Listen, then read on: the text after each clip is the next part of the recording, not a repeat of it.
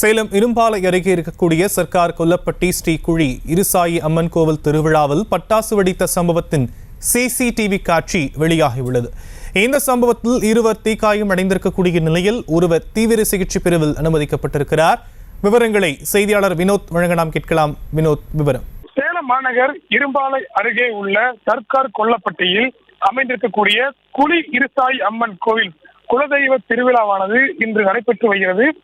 இதற்காக இன்று காலை அந்த கோயில் நிர்வாகத்தினர் வான வேடிக்கை நிகழ்ச்சியை ஏற்பாடு செய்திருந்தார்கள்.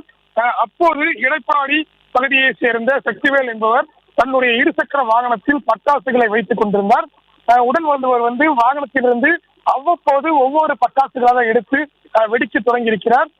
இந்த நிலையில்தான் அந்த பட்டாசுகளோடு வெடிக்கப்பட்ட போது அதிலிருந்து பரவிய தீப்பொறியானது சக்திவேல் அமர்ந்திருந்த வாகனத்தில் வைக்கப்பட்டிருந்த பட்டாசு மீது பட்டதில் அங்கு வைக்கப்பட்டிருந்த பட்டாசு முழுவதும் ஒரே நேரத்தில் வெடித்தது.